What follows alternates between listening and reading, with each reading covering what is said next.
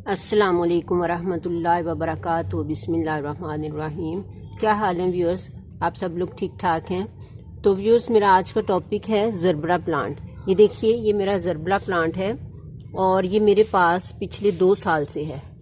अब ये देखें, इसकी खूबी ये है कि एक तो इसके फ्लावर्स जो हैं ये 20-20, 25-25 दिन खिले ही रहते हैं और जब ये खिलते हैं तो फिर ये देखिए, अब ये एक फ्लावर खिला हुआ है ना, लेकिन इसके नीचे ये देखिए ये एक और बड बन रही है। लेकिन ये तब तक, जब तक ये बड़ी होगी तब तक ये फ्लावर जो है ये मुरझा जाएगा। आप ये देखिए, ये एक और है, ये भी खिलने जा रहा है, तब तक ये मुरझा जाएगा। ये दोनों फ्लावर जो हैं ये मुरझाने, ये बंद होना शुरू हो चुके हुए हैं।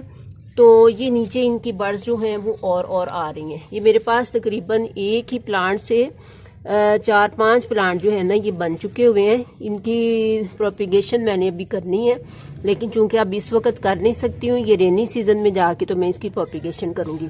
और एक ये मेरे पास है ज़रबरा का प्लांट, ये भी इसी तरह से ही है।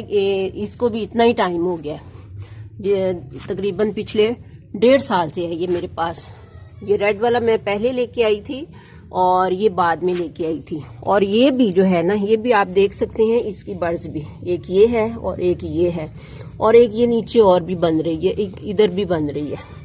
तो व्यूअर्स, इसके भी जब मैं इसकी प्रोपिगेशन करूंगी तो ये भी मुझे तकरीबन 4-5 प्लांट दे देगा। तो इंशाअल्लाह ताला उल अजीज, अभी चूंकि इनका फ्लावरिंग टाइम है तो इस वक्त हम इसकी प्रोपिगेशन नहीं कर सकते हैं, लेकिन ये रेनी सीजन में जाके तो फिर मैं इसके अलग-अलग करूंगी प्लांट सारे। तो ये मेरे पास फिर ये तकरीबन 8-9 प्लांट हो जाएंगे इंशाअल्लाह ताला। तो इसकी जो केयर है वो कोई ख़ास तो नहीं मुझे करनी पड़ी। बस ये है कि ये जो है ना, आजकल के मौसम में, जैसे ये फरवरी है, फरवरी का मंथ चल रहा है, पहला वीक है फरवरी का, तो इसमें ये मार्च तक की धूप को बर्दाश्त करेगा। ये फुल सन का पौधा है, लेकिन जब आगे मई जून की धूप आएगी तो फिर ये उस धूप को बर्दाश्त नहीं कर सकता।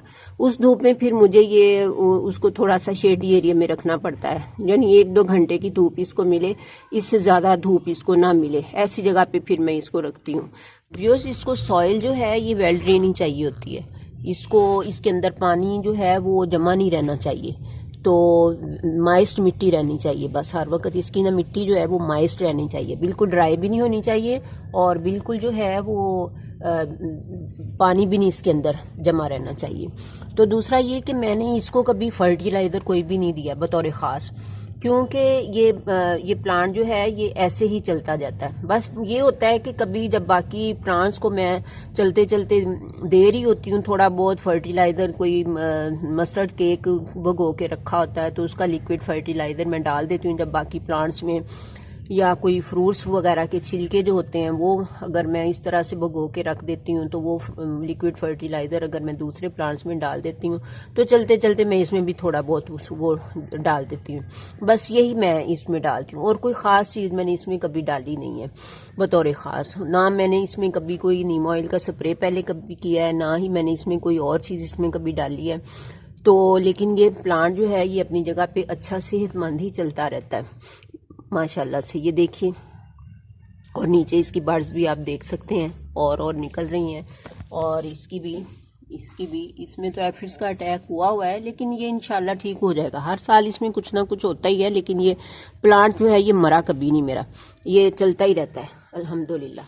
तो व्यूअर्स, मैं उम्मीद करती हूँ कि आपको ये प्लांट भी अच्छा लगा होगा। तो मैं नेक्स्ट वीडियो तक के लिए आपसे इजाज़त चाहती हूँ। अल्लाह हाफिज़।